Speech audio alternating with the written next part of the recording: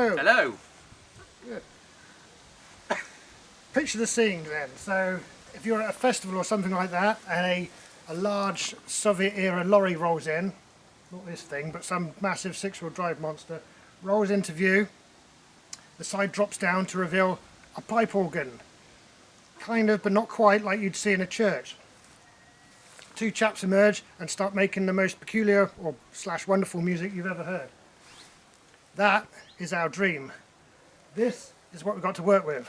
Well, what they're going to see is a ramp that opens up off the side of here, forming a deployable stage, and some Tesla coils. Well, we've got a console for it, so I don't know where that's going to go, whether it ends up on the stage. Two hairy blokes doing some kind of performance. And we'll make some kind of music, some kind of cacophony. That's the plan, anyway. One of us will be on a keyboard. Yeah, you better learn how to play it then. I figured we'd take turns. Yeah, it'll be alright, and we'll be banging out Venga Boys bangers before you know it. After the easy tunes. Yeah. We can open with chopsticks.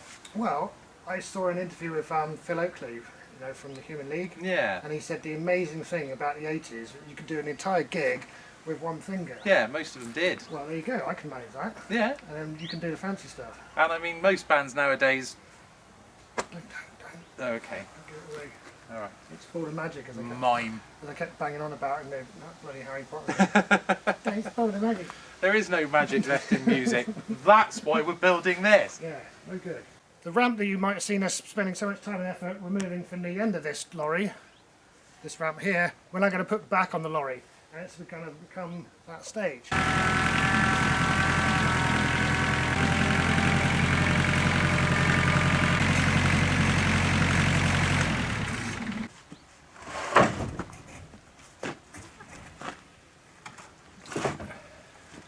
So there-ish. I'm going to say, well ratted, Mark. Yeah. We can delete these windows. Yes. Yes, we can.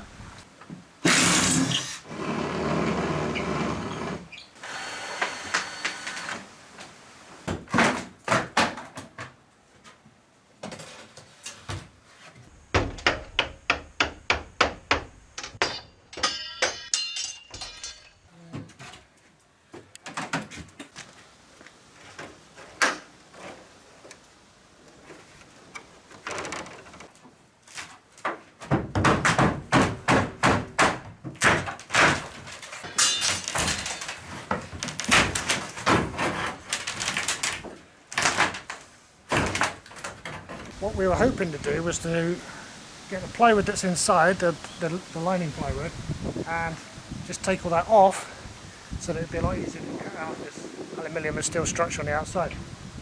Turns out the plywood inside is one massive sheet. I don't know how.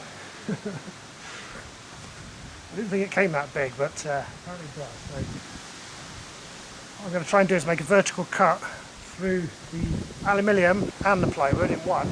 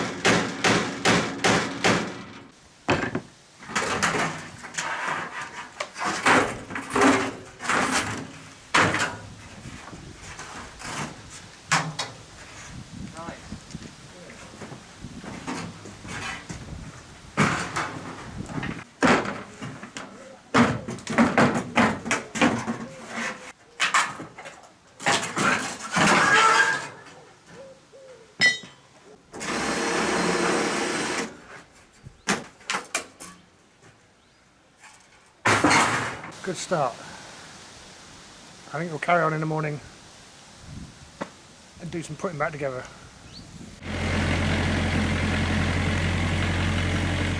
Next part of the plan then entails cutting these uprights off, and they've got to be relocated about that far that way.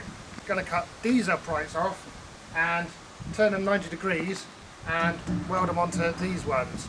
So that will just beef up the structure that's going to be the surround for the ramp.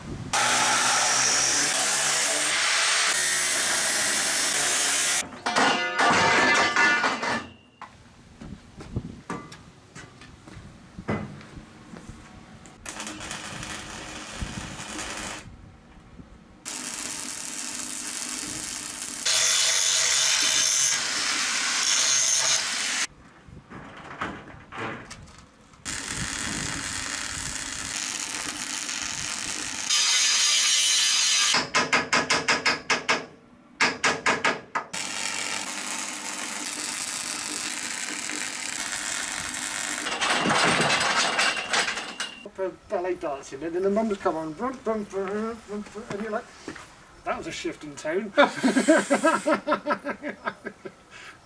Nobody knew where to look. It was just not what you were thinking. You know, you're not in the mindset for it. No.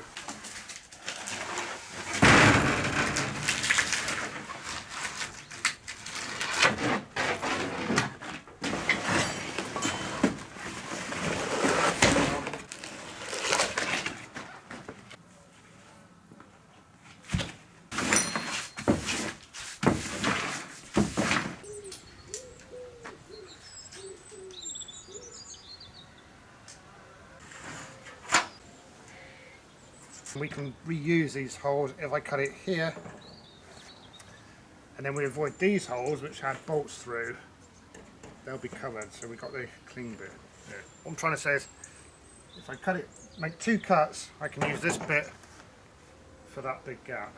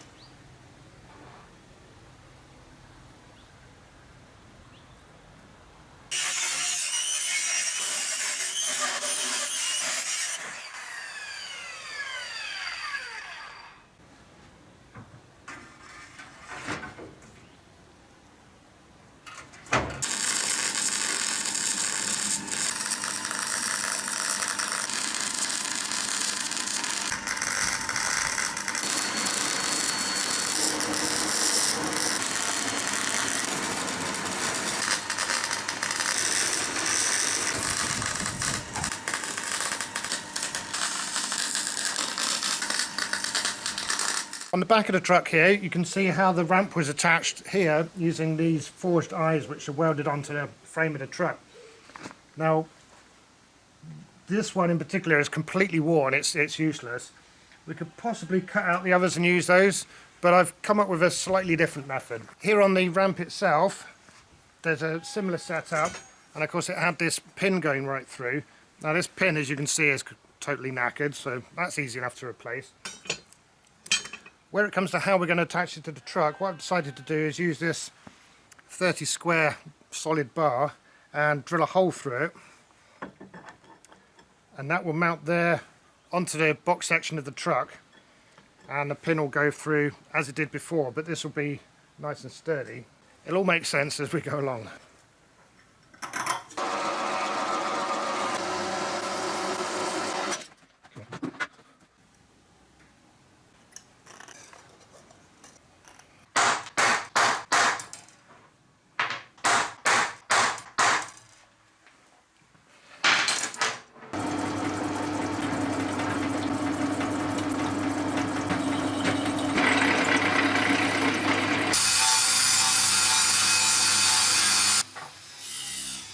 got holes all the way through all of them. Now, 2 corners have got to be knocked off so that the ramp can move around them.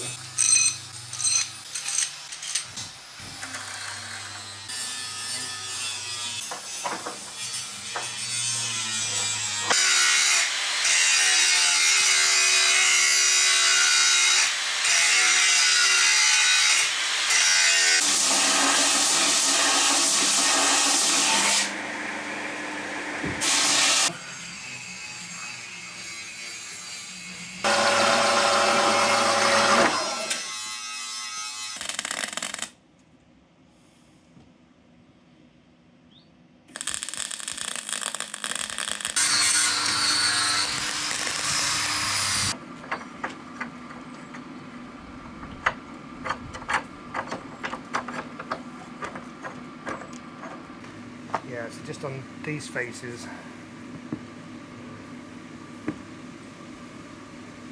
where it's got to engage with that. Yeah.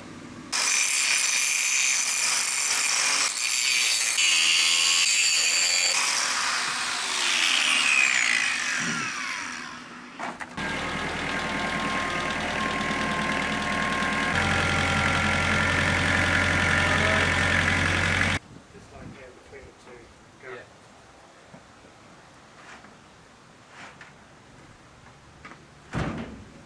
Right there.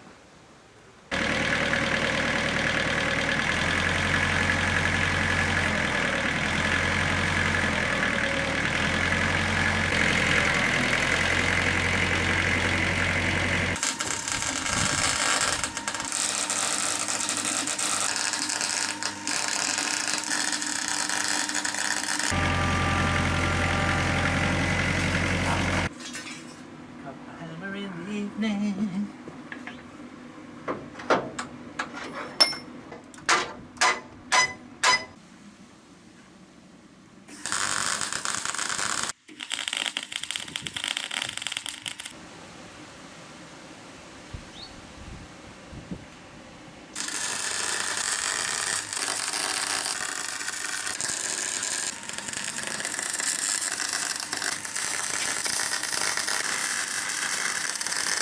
I'm going to let these cool down a bit and I can clean up these in the meantime.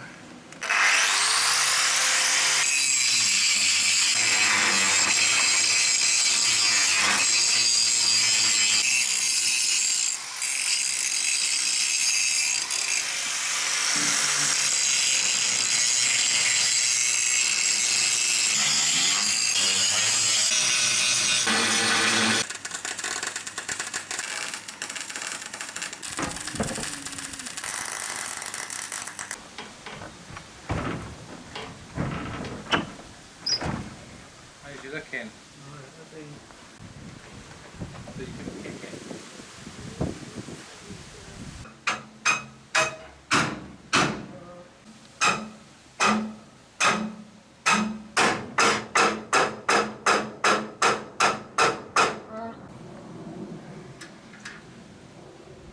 Finds the holes are too close together now. No, some goes in.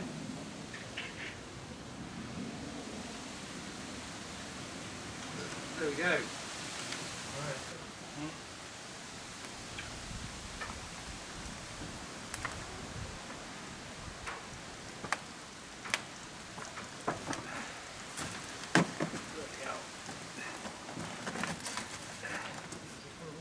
Yeah.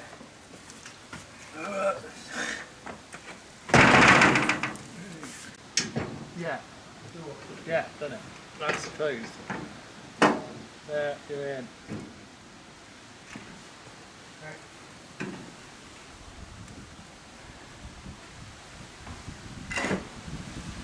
Fits nicely on the inside. Yeah, I mean, it looks quite convincing out here. It's a fairly, you know, we close in a bit at that end, but it's a fairly uniform gap.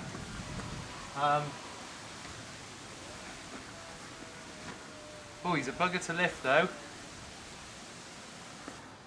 So what's going to be... Yes, at the moment that protrudes out a lot. Particularly at the bottom. I mean, there's, you know, that's disagreeable with all that hardware down there. I think it would be so much more user friendly, health and safety friendly, everything friendly with the springs on. On? Yeah. Well, apart from driving, I think all of this has got to come off.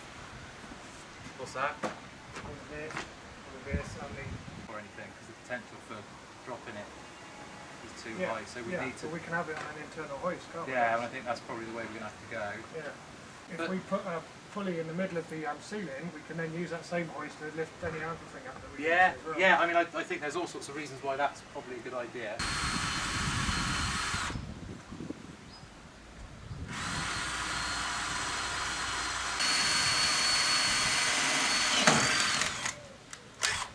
Yeah.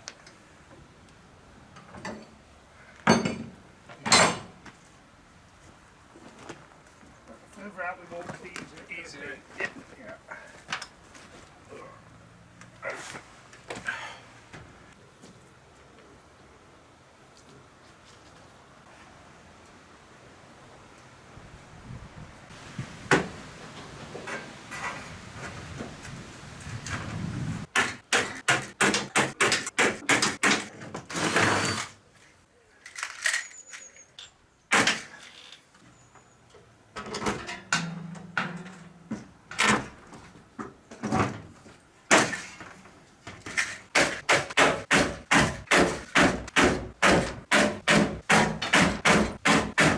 Mark's gone home now and left me to finish up on my own, which is fine, except for the fact that, as you might have noticed earlier, two of us working together could barely lift this ramp into the closed position. So on my own, that's not happening. I do have a bit of an idea though. First I'm going to clean up the rest of these welds and get some primer on those. In a sense it's a job we're going to do again because this whole box is going to have to be sanded back and painted properly at some point. Gone at it with an angle grinder with a grinding disc to get all the welds flush, and now I'm going to attack it with a sanding disc, an 80 grit sanding disc, and that'll be good enough for primer on it then.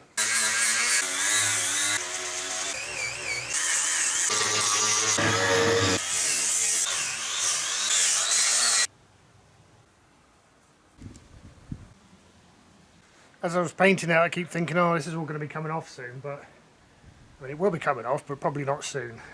Realistically, it's going to be a while.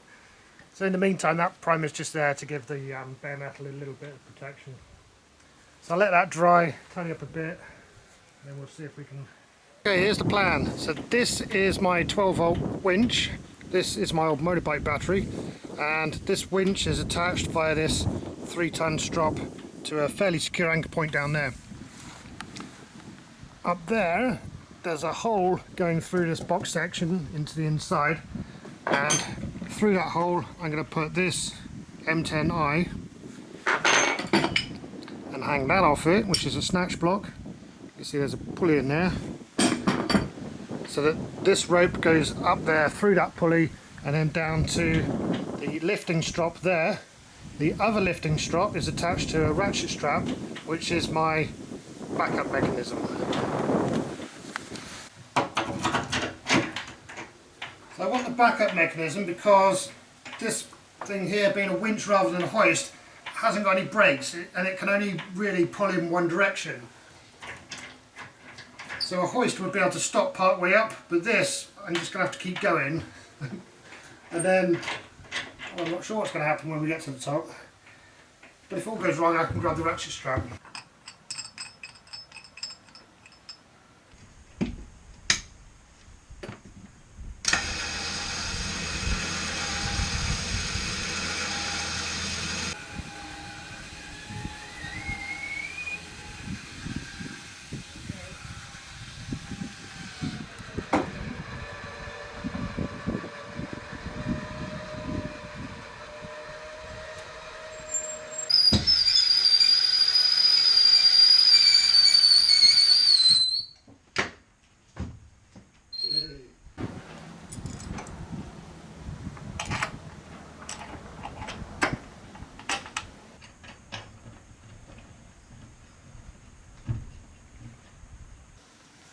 With that ramp fitted, that's the major structural work done in And what we're trying to do is convert a horse box into an organ chamber. A mobile organ chamber, not something I don't think anybody's ever built before. But this is what one looks like. So we've got to tidy up all the work that we've done. We've got to paint the box. We've got to fit it out inside, of course, and we've got to stick it on the other lorry. Before we can stick it on the other lorry, we've got to take off the box that's currently on that lorry, and that's what's coming up next. See you for that. Cheers.